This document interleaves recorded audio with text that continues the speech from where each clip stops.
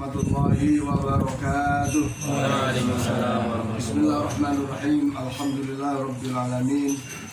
Wa bihi nasta'inu ala umuri dunya waddin, wassalatu wassalamu ala asrafil anbiya wal mursalin sayyidina wa habibina wa syafi'ina wa maulana Muhammadin sallallahu alaihi wasallam ajma'in. Qala Allah ta'ala, a'udzu billahi minasyaitonir rajim. Bismillahirrahmanirrahim. Wa idza ta'adzana rabbukum la in syakartum la azidannakum wa la in kafartum inna 'adzabi lasyadid. Shadaqallahu alazim. Hadirin hadirat Bapak Ibu yang insyaallah sama-sama dirahmati dan diridhoi Allah. Wabil khusus keluarga besar Bapak Sutras, alhamdulillah wa syukurillah kita semua masih diberikan nikmat sehat, nikmat afiat dari Allah Subhanahu wa taala, sehingga malam ini kita semua dapat memenuhi undangan hajat Bapak Sutras sekeluarga. Insya Allah ini bagian daripada sunnah Rasul, bahwa hak seorang muslim satu dengan muslim lainnya adalah memenuhi undangannya manakala kita tidak mempunyai, tidak berhalangan di dalam udzur syar'i. Insya Allah kehadiran kita semua tercatat sebagai amal soleh, amal ibadah. Insya Allah mendapatkan ganjaran pahala insya Allah subhanahu wa ta'ala.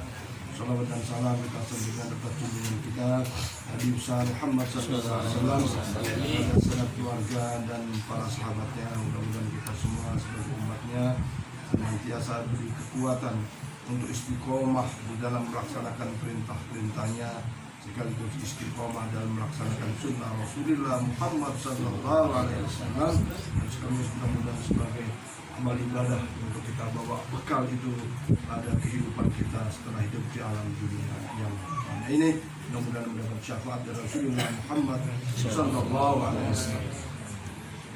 Bapak Ibu sekalian yang dirahmati Allah, malam ini kita hadir di kediaman Pak Sutras, tiada lain kita dimohon keikhlasannya untuk sama-sama berdoa kepada Allah Subhanahu wa taala, di mana Pak Sutras punya rencana akan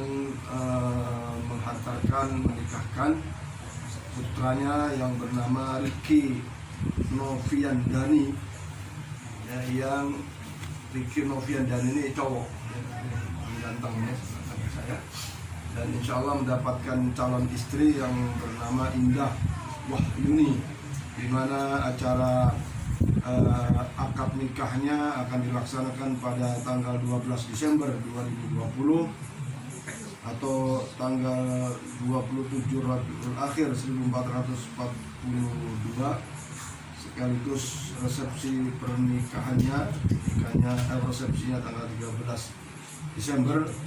Tempatnya agak jauh nih, di Dusun Keramat, Desa Lumbang, Sambas.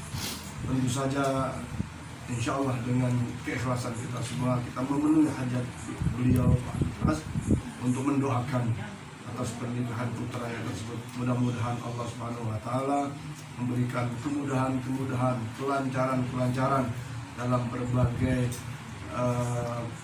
proses menuju ke ijab qabul atau akad nikah dan resepsinya.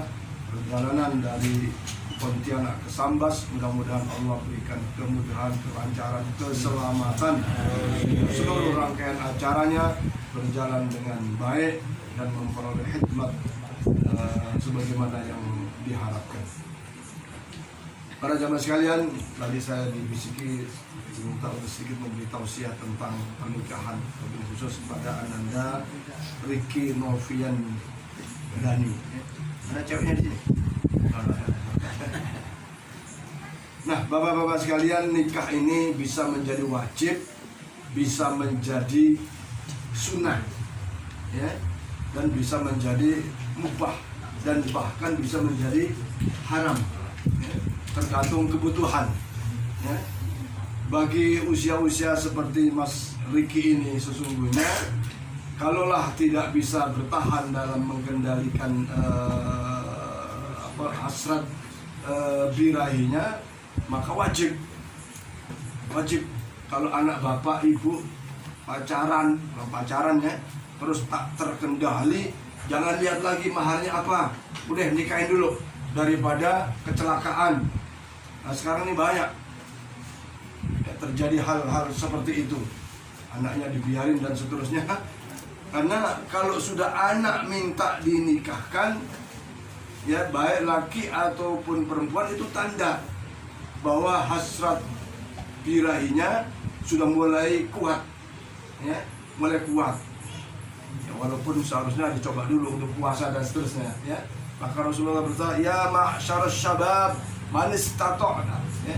Kalau wahai para pemuda, kalau kalian sudah mampu, dalam hal ini tentu saja mampu, misalnya mampu hartanya itu relatif, ya. Karena ternyata mas kawin itu tidak harus dengan emas, permata, intan, berlian, enggak. Mas kawin tidak harus dengan rumah mewah, mobil, enggak. Bisa jadi mas kawin itu hanya baca suratul Fatihah sah. Ya, misalnya saya nikahkan si A bin Fulan dengan mas kawin pembacaan surat Al-Fatihah halan kontan, boleh nggak? Boleh tuh, asal calon istrinya menerima.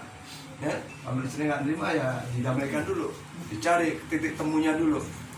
Tapi kalau istrinya minta intan berlian 0,5 kilo, ya apa ya? Ya, artinya dimudahkan. Yuhnikumullah. Orang mau nikah itu kadang-kadang sepertinya nggak punya kekuatan, nggak punya kemampuan. Kita ini, saya dulu menikahnya nggak punya apa-apa. Artinya tidak belum punya rumah yang gimana, rumah masih kontrak. Karena dulu dikontrakkan ya, berusaha. Jadi kalau sudah tidak bisa mengendalikan kondisinya, jangan dibiarkan anak kita pulang malam. Ya, kemarin itu ada berita anak di bawah 17 tahun, 10 laki-laki yang menggagahinya, baru bapaknya marah-marah. Baru marah-marah, dicari tuh, ketemu sih laki-laki 9, yang satu masih kabur.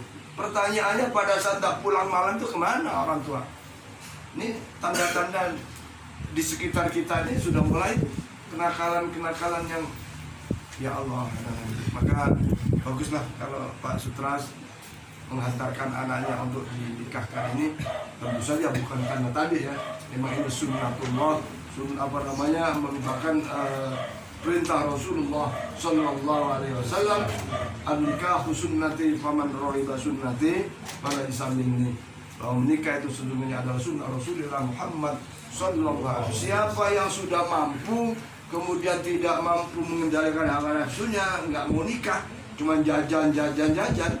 Kalau jajan pernah apa-apa nih jajan kan, lu ada yang gitu, nikah nggak mau, jajan terus, ya, maka nggak termasuk umat Muhammad Sallallahu Alaihi. Dan memang sunnatullahnya laki dan perempuan itu menikah. Bahkan saya sering sampaikan, pada saatnya Nabi Isa alaihissalam pun akan melaksanakan nikah, ya, sebelum berdakwah, melanjutkan dakwah Rasulullah Muhammad Sallallahu Alaihi. Nah, Ananda Riki Noviandani, tentu saja niatilah di dalam menikah itu tidak ada lain kecuali niat ibadah kepada Allah Subhanahu wa Ta'ala, mencari keridhoannya dan ingin mendapatkan generasi penerus, dalam hal ini adalah keturunan.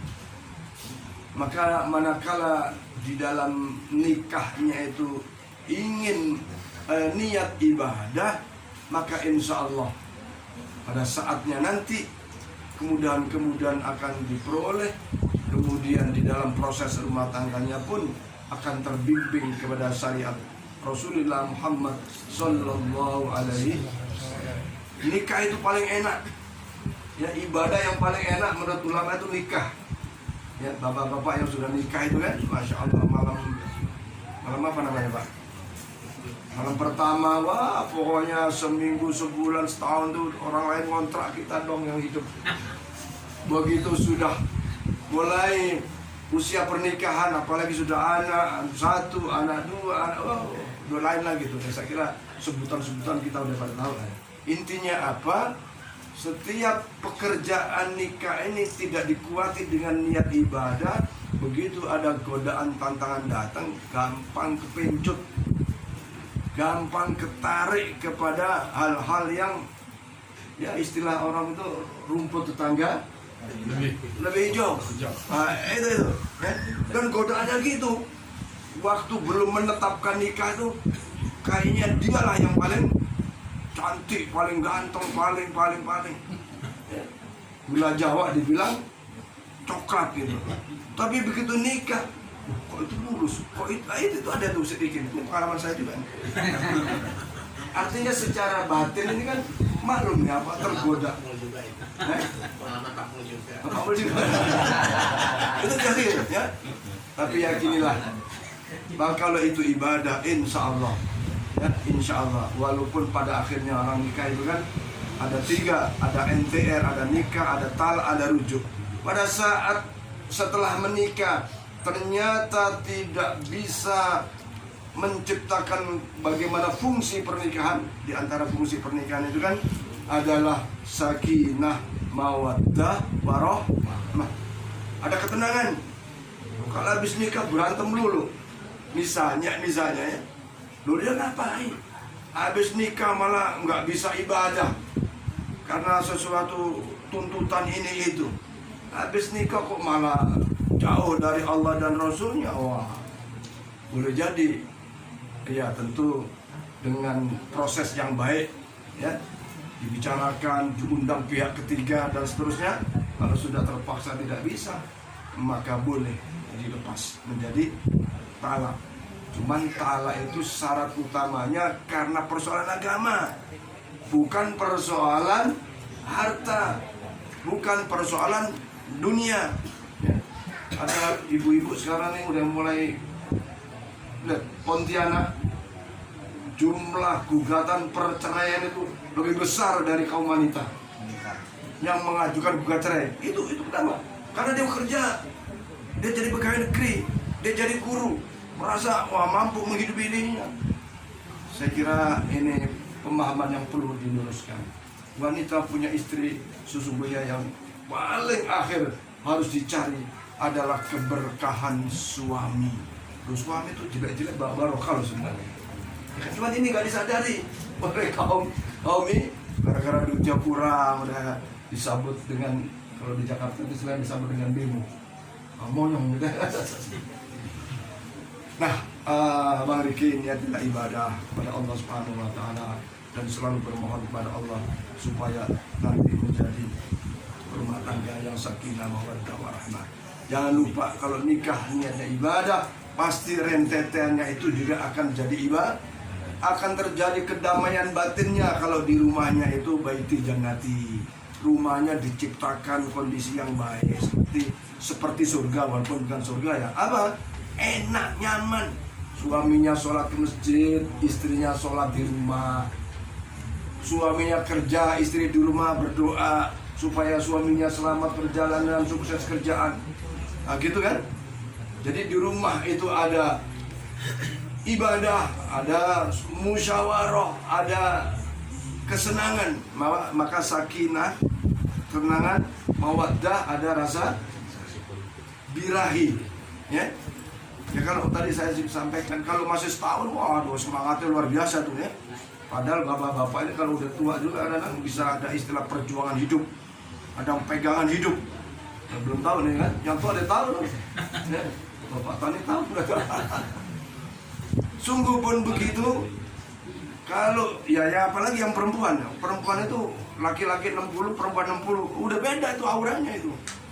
Ibarat keriput udah mulai itu nampak perempuan duluan. Ya kecuali yang dikasih apa ya, alat apa sehingga masih apa namanya? Blowing. Ya. Itu lain ya. Tapi pada saat usia seperti itu, ya lihat bapaknya alhamdulillah di rumah tuh kerja pun tenang, istri pun tenang. Ini contoh nih, nggak usah jauh-jauh nyontoh. Ya kalau ada cek-cek itu biasa. Dalam rumah tangga nggak mungkin ada cek-cek itu siapapun manusianya. Rasulullah SAW juga pernah beda pendapat dengan istrinya. Tapi karena jalannya ibadah, setiap problem yang timbul, jalannya juga harus bernilai ibadah. Tidak boleh mentang-mentang suami itu emosi, mentempeleng, wah bisa dilaporin ke KDRT itu. Bisa kan? Nah pada usia tua itulah harus ada warahmah, kasih sayang.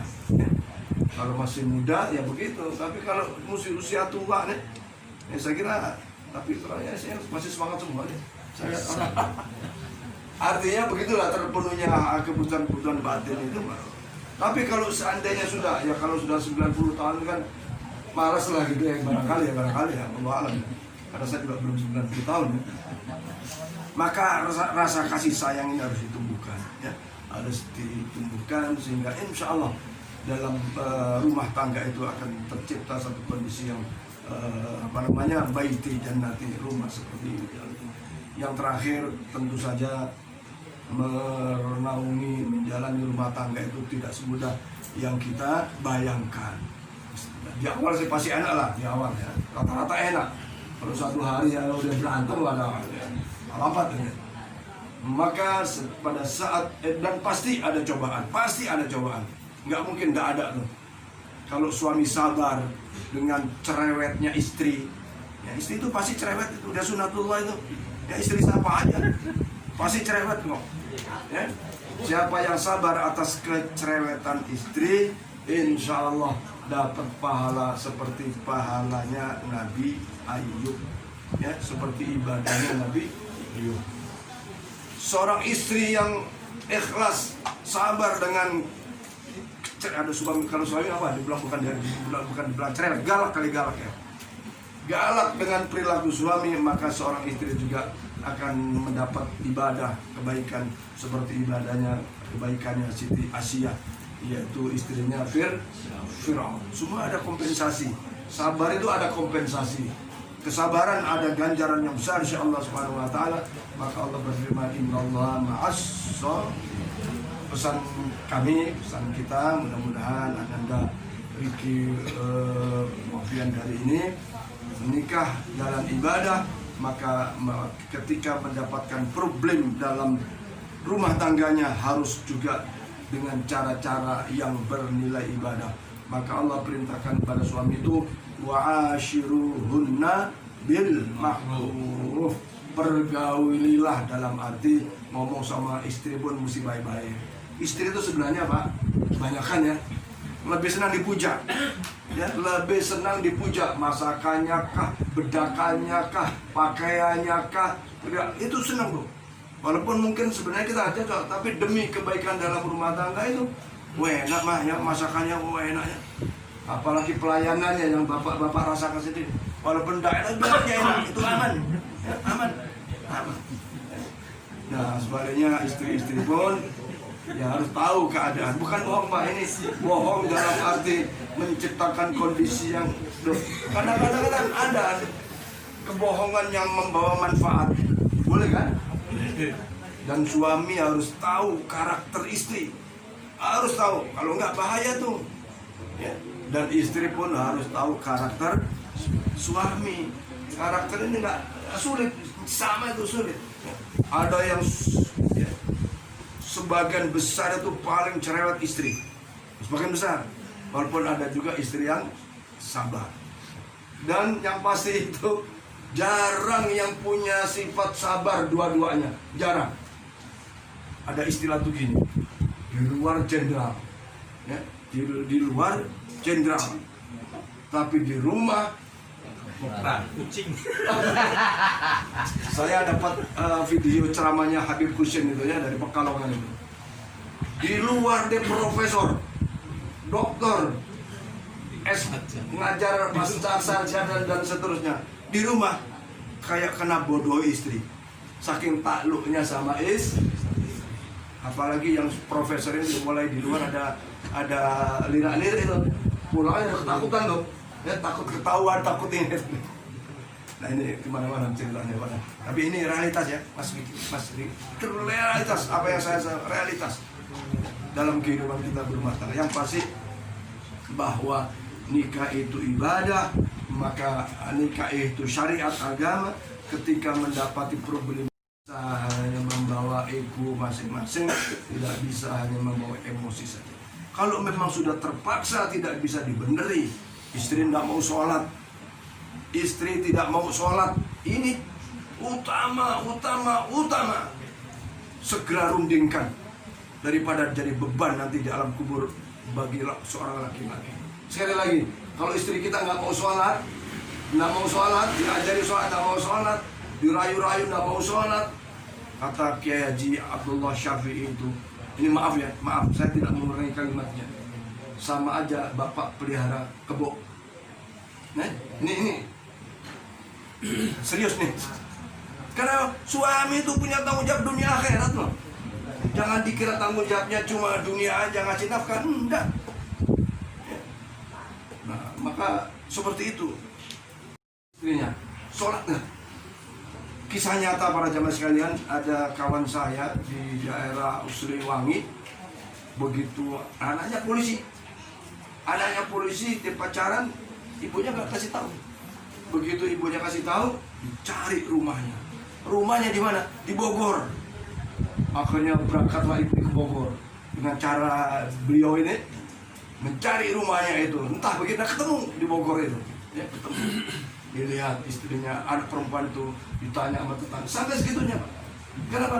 Ini anak laki-laki ini kalau terseret oleh keadaan yang ini kan anak laki-laki ini kan terus terang aja kadang-kadang dengan istri lebih cepat pengaruhnya.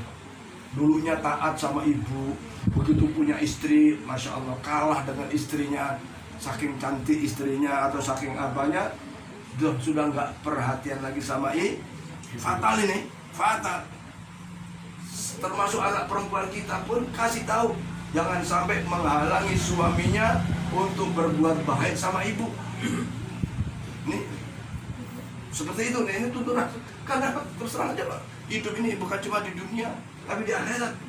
Bapak-bapak juga punya tanggung jawab pada anak-anak sampai segitu. Bahkan terakhir, suatu ketika sahabat bertanya, ada problematika di dalam rumah tangga sahabat ini. Singkat cerita, ternyata kesalahan ada pada ayah. Ya, ada anak durhaka kepada orang tua nyalahin anak. Setelah ngadu kepada Rasulullah ditelisik, apa yang terjadi? Si bapak tidak benar dalam mencari istri. Lo nikah itu pilihan kok. Maka tunkihul mar'atu li arba. Nikahilah wanita itu karena 4 faktor, kan gitu. Karena nikah ini namanya takdir huriyah Pak. Bukan tadi boleh nikah, boleh enggak kan? Dan istri pun, suami pun selektif dulu. Diselektif dulu. Maka si sahabat ini disalahkan oleh Rasulullah karena pada saat menetapkan pilihan itu yang sampai anaknya durhaka itu karena istrinya nggak bisa ngajarin anak. Istrinya nggak bisa ngajarin. Hati-hati loh Pak, ini suami ini punya kewajiban itu, ya, punya kewajiban. Hadirin hadirat sekalian, mudah-mudahan Ananda Rizky Novian Dani senantiasa diberi taufik hidayah Allah Subhanahu wa taala, dan pada saat nanti menikah dapat istri mampu membimbing istrinya kepada jalan rahmat dan ridha Allah Subhanahu wa taala. Sekali lagi mudah-mudahan nantinya dalam setelah akad nikah menjadi rumah tangga yang sakinah mawaddah warahmah, dan sebelumnya Allah beri kemudahan dari dalam berbagai acara-acara yang sudah direncanakannya itu. Maka malam ini kita berdoa kepada Allah Subhanahu wa taala, mudah-mudahan hajat Pak Sutra sekeluarga, khusus dalam menikahkan putranya ini diberi kemudahan, kelancaran, dijauhkan dari segala macam musibah, bala dan bencana, dimudahkan perjalanannya dari Pontianak sampai Sambas, dan akad nikahnya juga berjalan dengan baik, resepsinya berjalan dengan baik, kemudian para pengiring kembali ke Pontianak juga mudah-mudahan diselamatkan oleh Allah Subhanahu wa taala. Dan untuk itu mari kita baca surah Al-Fatihah dan surat Al-Isra. Mudah-mudahan Allah ijabah doa kita, binati doa al-qabul bijahi sayyidina Rasul ala hadhihi niyyah wa ala kulli niyatin salihah ila hadratin Nabi Mustafa Rasulullah sallallahu alaihi wasallam wa ala alihi wa sahbihi wa azwajihi wa dhurriyyatihi minal anbiya wal mursalin sallallahu alaihi wasallam wa ajma'in ila rasulillah sayyidina Abu Bakar subhanahu wa ta'ala المجتهدين والمقلدين في الدين وعلماء العاملين والفقهاء المحدثين القرآن الفاسرين الصوفيات المحققين ثم إلى أرواح الأولياء والشهداء والصالحين خصوصا سلطان الأولى شيخ عبد القادر الجيلاني ثم إلى أرواح ولي صالح ثم إلى سلطان عبد الرحمن القدري ثم إلى أرواح آبائنا وأمهاتنا وأستاذنا وجدتنا وقرباتنا على هذه النية لرضا الله ولشفاعة رسول الله ولقضاء الحاجات لعقد النكاح ركي نوفيا دني وعنده وحي شرنا ولهم الفاتحة.